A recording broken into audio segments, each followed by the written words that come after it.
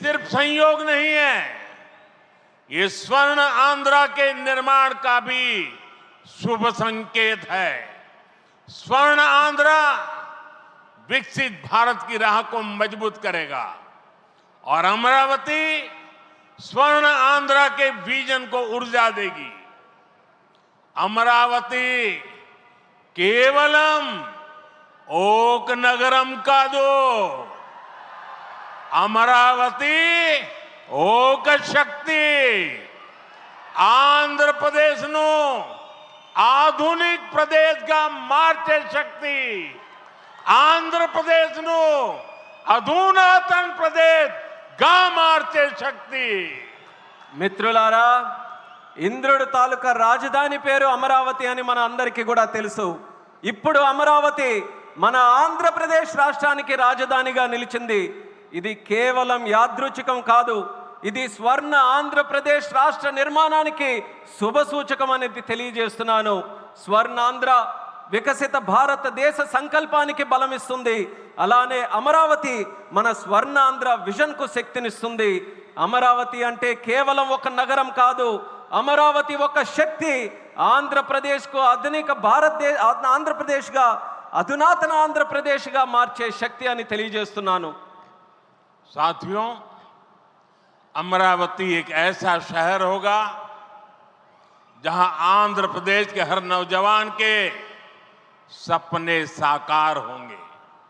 Information technology, artificial intelligence, green energy, clean industry, शिक्षा और स्वास्थ्य, आने वाले कुछ सालों में इन सारे सेक्टर में अमरावती एक लीडिंग सिटी बनकर खड़ा होगा।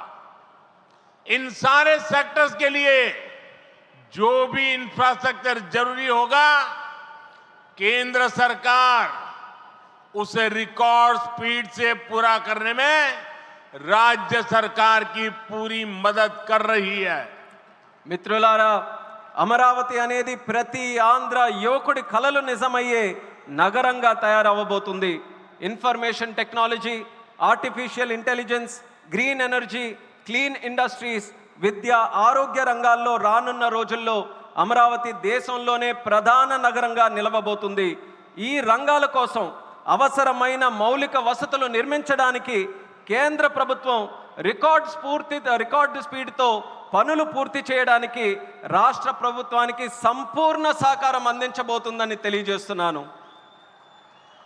अभी हमारे चंद्रबाबू जी टेक्नोलॉजी को लेकर के मेरी भारी तारीफ कर रहे थे, लेकिन मैं आज एक रहस्य बता देता हूं। जब मैं गुजरात में नया मुख्यमंत्री बना तो मैं बाबू हैदराबाद में बैठ कर के किस किस प्रकार के इनिशिएटिव ले रहे हैं उसका बड़ा बारीकी से अध्ययन करता था और मैं उस पर से बहुत कुछ सीखता था और उसे आज मुझे लागू करने का अवसर मिला है। मैं लागू कर रहा हूं। ఇప్పుడు చంద్రబాబు గారు మీ అందరి ముందు నాకు టెక్నాలజీ నాతో మొదలైందన్నట్టుగా ప్రశంసిస్తున్నారు, కానీ నేను మీ అందరికీ కూడా ఒక రహస్యం చెప్తాను। నేను సరికొత్తగా ముఖ్యమంత్రి అయినటువంటి రోజుల్లో గుజరాత్లో ఉన్నప్పుడు అప్పుడు చంద్రబాబు నాయుడు గారు ఆంధ్రప్రదేశ్లో హైదరాబాద్లో ఐటీని ఏ రకంగా డెవలప్ చేస్తున్నారో నేను క్లోజ్గా అబ్జర్వ్ చేసి అధికారులను కూడా పెట్టి అబ్జర్వ్ చేయించి ఆ రోజు నేను చాలా దగ్గరగా తెలుసుకున్నటువంటి విషయాలు మళ్ళీ తిరిగి ఈరోజు ఆంధ్రప్రదేశ్కి వచ్చి మళ్ళీ మీ అందరి ముందు ఈరోజు నేను చేయగలుగుతున్నానన్నది తెలియజేస్తున్నాను। और मैं अपने अनुभव से कहता हूं, फ्यूचर टेक्नोलॉजी हो, बहुत बड़े स्केल पर काम करना हो और जल्दी से इसे जमीन पर उतारना हो तो वो काम चंद्रबाबू उत्तम से उत्तम तरीके से कर सकते हैं। అలాగే నా అనుభవంతో చెప్తున్నాను, పెద్ద స్కేల్లో ప్రాజెక్టులు చేయాలన్నా తొందరగా అవి పూర్తి చేయాలన్నా మంచి క్వాలిటీతో అవన్నీ కూడా పూర్తి చేయాలన్నా దేశంలో చంద్రబాబు నాయుడు గారి కంటే దాంట్లో మిన్న మరెవ్వరూ కూడా లేరు అనేది ఈ సభాముఖంగా తెలియజేస్తున్నాను. साथियों, 2015 में मुझे प्रजा राजधानी का शिलान्यास करने का अवसर मिला था।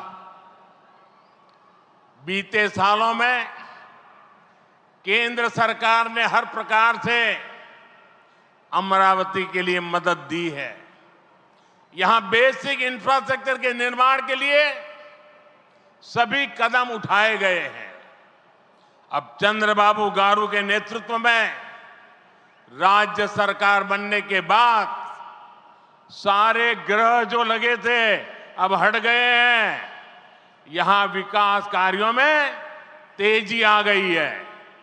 हाई कोर्ट, विधानसभा, सेक्रेटेरिएट, राजभवन, ऐसी कई जरूरी बिल्डिंग बनाने के कामों को भी प्राथमिकता दी जा रही है। మిత్రులారా, 2015లో ప్రజల రాజధానిగా అమరావతికి నేను శంకుస్థాపన చేశాను. గత 10 ఏళ్లలో కేంద్ర ప్రభుత్వం అమరావతికి అన్ని రకాలుగా మద్దతుగా నిలిచింది. ఇక్కడ మౌలిక వసతుల నిర్మాణానికి అవసరమైన ప్రతి అడుగు కూడా వేసింది. ఇప్పుడు చంద్రబాబు నాయుడు గారి నాయకత్వంలో ప్రభుత్వం ఏర్పడిన తర్వాత అభివృద్ధి మరింత వేగంతో ముందుకు వెళ్తుంది. ఇక్కడ హైకోర్టు, అసెంబ్లీ, సచివాలయం, రాజ్భవన్ వంటి అవసరమైన నిర్మాణాలకు ప్రస్తుతం ప్రాధాన్యత ఇస్తుంది. साथियों, एनटीआर गारू ने विकसित आंध्र प्रदेश का सपना देखा था। हमें मिलकर अमरावती को, आंध्र प्रदेश को विकसित भारत का ग्रोथ इंजन बनाना है। हमें एनटीआर गारू का सपना पूरा करना है। चंद्रबाबू गारू, ब्रदर पवन कल्याण, इदी मनमू చెయ్యాలి, ఇది మనమే చెయ్యాలి. మిత్రులారా, ఎన్టీఆర్ గారు వికసిత్ ఆంధ్రప్రదేశ్ కోసం కల కన్నారు. మనమందరం కలిసి అమరావతి మరియు ఆంధ్రప్రదేశ్ని వికసిత భారతదేశానికి గ్రోత్ ఇంజన్గా తయారు చేయాలి. మనం ఎన్టీఆర్ గారి కలల్ని నిజం చేయాలి. నారా చంద్రబాబు నాయుడు గారు, అలాగే సోదరులు పవన్ కళ్యాణ్ గారు, ఇది మనం చేయాలి, ఇది మనమే చేయాలి. साथियों, बीते 10 सालों में भारत ने देश में फिजिकल, डिजिटल और सोशल इंफ्रास्ट्रक्चर पर विशेष बल दिया है। भारत आज दुनिया के उन देशों में शामिल है जहां का इंफ्रास्ट्रक्चर तेज गति से आधुनिक हो रहा है। इसका फायदा आंध्र प्रदेश को भी मिल रहा है। आज भी रेल और रोड से जुड़े हजारों करोड़ के प्रोजेक्ट आंध्र प्रदेश को मिले हैं। మిత్రులారా, గత 10 ఏళ్లలో భారతదేశం ఫిజికల్, డిజిటల్ మరియు సోషల్ ఇన్ఫ్రాస్ట్రక్చర్పై ప్రత్యేక దృష్టి సారించింది. ఇప్పుడు భారత్ ప్రపంచంలో అత్యంత వేగంగా మౌలిక వసతులు అభివృద్ధి చెందుతున్నటువంటి దేశాల్లో ఒకటిగా నిలిచింది. ఇది ఆంధ్రప్రదేశ్కు కూడా ప్రయోజనంగా మారబోతుంది. ఈ రోజు కూడా రైల్ మరియు రోడ్డు ప్రాజెక్టులలో రాష్ట్రానికి వేల కోట్ల రూపాయలు కేంద్రం తరపున అందించడం జరుగుతుంది. यहां आंध्र प्रदेश में कनेक्टिविटी का नया अध्याय लिखा जा रहा है। इन प्रोजेक्ट से एक जिले से दूसरे जिले की कनेक्टिविटी बढ़ेगी, आसपास के राज्यों से कनेक्टिविटी बेहतर होगी। इससे किसानों के लिए बड़े बाजार तक फसल पहुंचाना आसान होगा और उद्योगों के लिए भी सुविधा होगी। टूरिज्म सेक्टर को और तीर्थ यात्राओं को बल मिलेगा। जैसे रेनीगुंटा नायडूपेटा हाईवे से तिरुपति बालाजी के दर्शन आसान होंगे। लोग बहुत कम समय में वेंकटेश्वर स्वामी के दर्शन कर पाएंगे। ఆంధ్రప్రదేశ్లో కనెక్టివిటీకి ఒక కొత్త అధ్యాయం మొదలవబోతుంది. ఈ ప్రాజెక్టులతో ఒక జిల్లాకు మరొక జిల్లాకు కనెక్టివిటీ పెరుగుతుంది. పక్క రాష్ట్రాలతో కూడా అనుసంధానం ఏదైతే ఉందో అది కూడా మెరుగు కాబోతుంది. ఈ ప్రాజెక్టుల వల్ల రైతులకి పెద్ద మార్కెట్లకు తక్కువ సమయంలో తమ పంటని తీసుకొని వెళ్ళడానికి సులభం అవుతుంది. అలాగే ఉద్యోగస్తులు మరియు పారిశ్రామికులు కూడా సౌకర్యం కలుగుతుంది. పర్యాటకం, తీర్థయాత్రలకి ఆ రంగాలకి కూడా ఉపయోగపడుతుంది. ఉదాహరణకు రేణుగుంట నుంచి నాయుడుపేట కొత్త హైవే ఏదైతే ఉందో దాని ద్వారా తిరుపతి వెంకన్న స్వామి వారి దర్శనం చాలా సులభంగా మనకు అవుతుంది.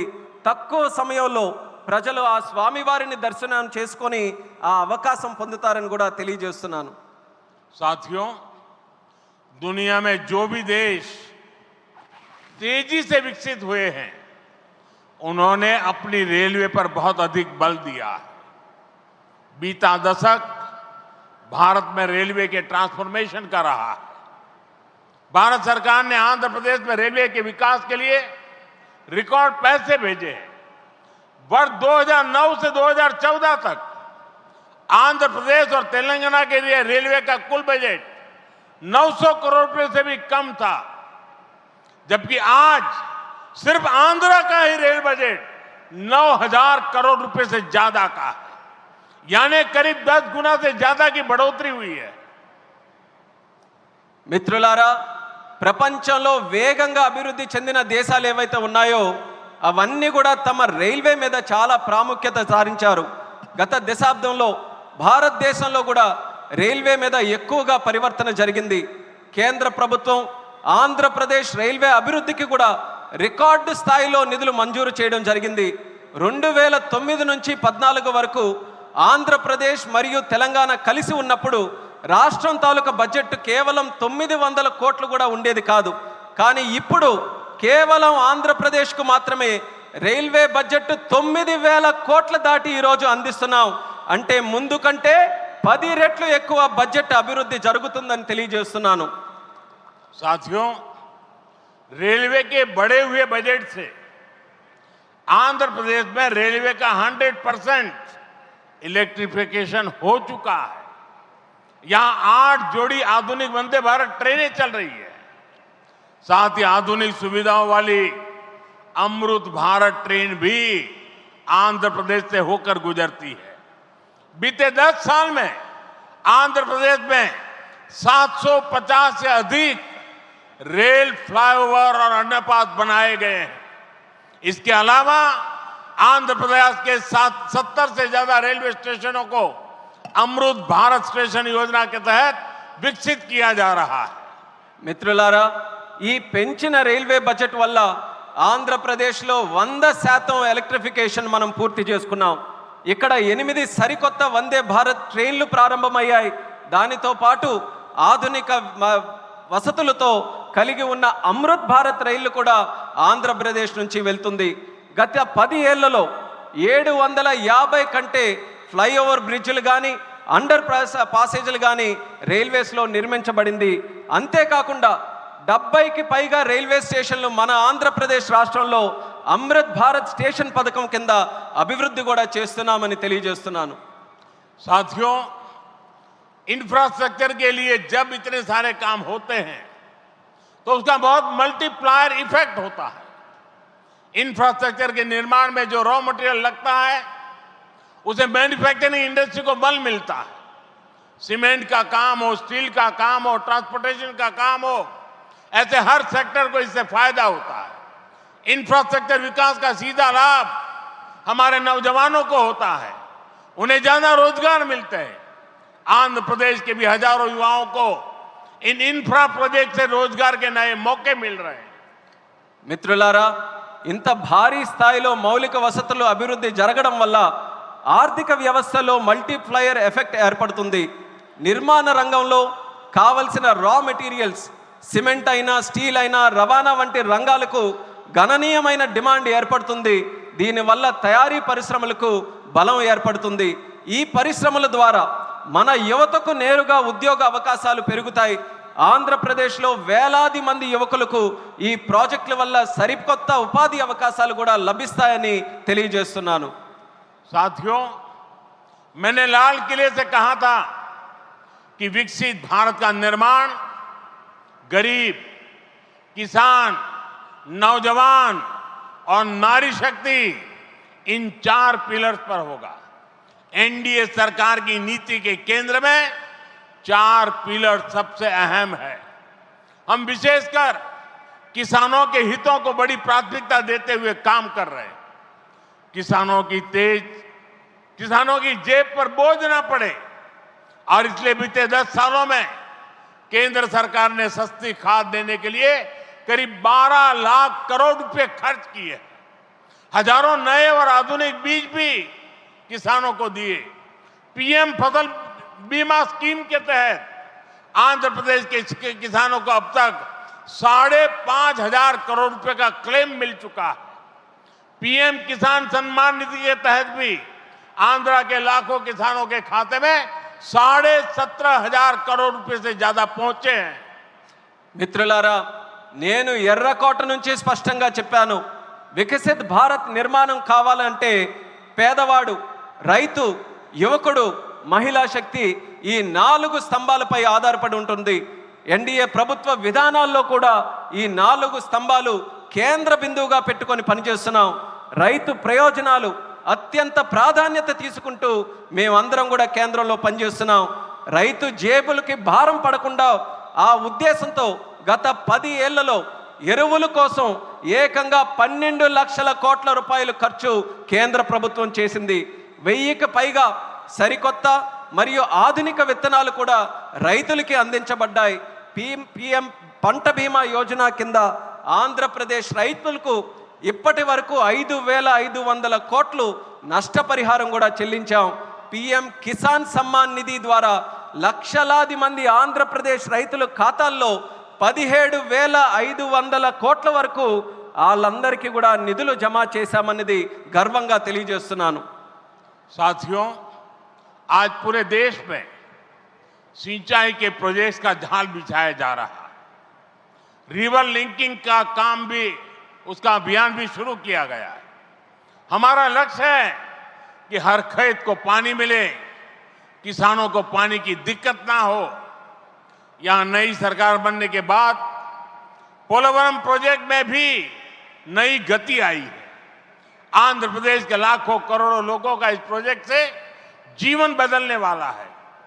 पोलवरम प्रोजेक्ट तेजी से पूरा हो, इसके लिए केंद्र के एनडीए सरकार से राज्य सरकार को पूरी मदद दी जा रही है.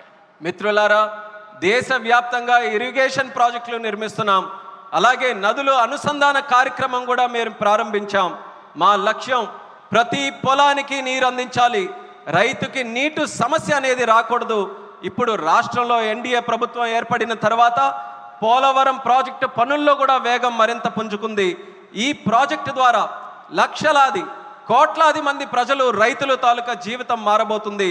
పోలవరం ప్రాజెక్టు త్వరగా పూర్తవ్వాలని కేంద్ర ఎన్డీఏ ప్రభుత్వం అలాగే రాష్ట్ర ఎన్డీఏ ప్రభుత్వం పూర్తిగా సహకారంతో కలిసిమెలిసి పనిచేస్తాయని తెలియజేస్తున్నాను. साथियों, आंध्र की धरती ने दशकों से भारत को स्पेस पावर बनाने में बहुत बड़ी भूमिका निभाई है. श्रीहरिकोटा से जब जब कोई मिशन लॉन्च होता है तो कोटि कोटि भारतीयों को गर्व से भर देता है. करोड़ों भारतीय नौजवानों को यह क्षेत्र स्पेस के प्रति आकर्षित करता रहा है. अब आज देश को, हमारे डिफेंस सेक्टर को मजबूत करने वाला नया संस्थान भी मिला है. कुछ देर पहले हमने डीआरडीओ की नई मिसाइल टेस्टिंग रेंज की आधारशिला रखी है. नागया लंका में बनने जा रही नवदुर्गा टेस्टिंग रेंज मां दुर्गा की तरह देश की डिफेंस पावर को शक्ति देगी. मैं इसके लिए भी देश के वैज्ञानिकों को, आंध्र प्रदेश के लोगों को बधाई देता हूं. మిత్రులారా, మన ఆంధ్ర భూమి దశాబ్దాలుగా భారతదేశానికి అంతరిక్ష శక్తి అవతరించడంలో ప్రధాన పాత్ర పోషిస్తుంది. శ్రీహరికోట నుంచి లాంచ్ అయ్యే ప్రతి రాకెట్ ప్రయోగం కోట్లాది మంది భారతీయుల్ని గర్వపడేలా చేస్తుంది. అలాగే కోట్లాది మంది భారతదేశ యువకులను ఈ అంతరిక్ష రంగం ఇప్పుడు ఆకర్షిస్తుంది. ఇప్పుడు దేశ రక్షణను బలోపేతం చేసే ఒక కొత్త సంస్థను కూడా మనం ప్రారంభిస్తున్నాం. కొద్దిసేపటి క్రితం డిఆర్డిఓ నవదుర్గ మిసైల్ లాంచింగ్ రేంజ్కి శంకుస్థాపన చేశాం. నాగాయలంకలో నిర్మించబోయే ఈ కేంద్రం మన కనకదుర్గమ్మల దేశ రక్షణకు శక్తిని నిరంతరం కూడా ఇస్తుంది. ఇందుకు శాస్త్రవేత్తలకు, ఆంధ్ర రాష్ట్ర ప్రజలకు హృదయపూర్వకమైనటువంటి అభినందనలు నేను తెలియజేస్తున్నాను. साथियों, आज भारत की ताकत सिर्फ हमारे हथियार ही नहीं है, बल्कि हमारी एकता भी है। एकता का यही भाव हमारे एकता मॉल्स में मजबूत होता है। देश के अनेकों शहरों में एकता मॉल्स बनाए जा रहे हैं। मुझे खुशी है कि अब विशाखापत्तनम में भी एकता मॉल बनेगा। इस एकता मॉल में देश भर के कारीगरों, हस्तशिल्पियों के बड़े प्रोडक्ट एक ही छत के नीचे मिलेंगे। ये भारत की डायवर्सिटी से सबको जोड़ेगा। एकता मॉल से लोकल इकोनॉमी को भी गति मिलेगी और एक भारत श्रेष्ठ भारत की भावना की भी और अधिक मजबूत होगी। మిత్రులారా, ఈరోజు భారత్ యొక్క శక్తి కేవలం ఆయుధాల్లోనే లేదు, మన ఐక్యతలో కూడా ఉంటుంది. ఈ ఐక్యత భావమే మన ఏక్తా మాల్స్కు మరింత బలోపేతం చేస్తుంది. దేశంలో అనేక నగరాల్లో ఈ మాల్స్ని మనం నిర్మించబోతున్నాం. ఇప్పుడు విశాఖపట్నంలో కూడా ఒక ఏక్తా మాల్ నిర్మించడం కోసం మనం ఈరోజు శంకుస్థాపన చేశాం. దానికి నాకెంతో ఆనందంగా ఉంది. ఇక్కడ దేశవ్యాప్తంగా ఉన్న హస్త కళాకారులు వాళ్ళ ఉత్పత్తులు ఒకే చోట అందుబాటులో మనకు ఉంటాయి. ఈ మాల్ భారత వైవిధ్యాన్ని అనుసంధానిస్తుంది. లోకల్ ఎకానమీకి కూడా ప్రోత్సాహం ఇచ్చేలా ఈ మాల్ నడుస్తుంది. అలాగే ఏక్ భారత్ శ్రేష్ఠ భారత్ అనే భావనను మరింత బలోపేతం చేస్తుందని తెలియజేస్తున్నాను. साथियों, अभी हमने चंद्रबाबू जी को सुना. उन्होंने 21 जून अंतर्राष्ट्रीय योगा दिवस की चर्चा की. मैं चंद्रबाबू का, आंध्र की सरकार का और आंध्र के लोगों का आभारी हूं कि आपने अंतर्राष्ट्रीय योग दिवस के लिए देश का प्रमुख कार्यक्रम आंध्र में करने के लिए निमंत्रण दिया. मैं इसके लिए आपका आभार व्यक्त करता हूं और जैसा आपने कहा है, मैं स्वयं भी 21 जून को आंध्र के लोगों के साथ योग करूंगा और दुनिया का एक कार्यक्रम यहां पर होगा. इस कार्यक्रम का महत्व इसलिए भी है कि अंतर्राष्ट्रीय योग दिवस का 10 साल की यात्रा का ये 10वीं साल का महत्वपूर्ण पड़ाव है. पूरे विश्व में योग के प्रति एक आकर्षण है. इस बार पूरी दुनिया 21 जून को आंध्र की तरफ देखेगी और मैं चाहूंगा कि आने वाले 50 दिन पूरे आंध्र में योग को लेकर के एक जबरदस्त वातावरण बने, स्पर्धाएं हो और वर्ल्ड रिकॉर्ड करने का काम आंध्र प्रदेश करके पूरी दुनिया को चकित कर दे. और मैं मानता हूं चंद्रबाबू जी के नेतृत्व में ये होके रहेगा. మిత్రులారా, ఇప్పుడే మనం చంద్రబాబు నాయుడు గారిని విన్నాం. అంతర్రాష్ట్రీయ యోగా దినం జూన్ 21న మనం చేసుకోబోతున్నాం.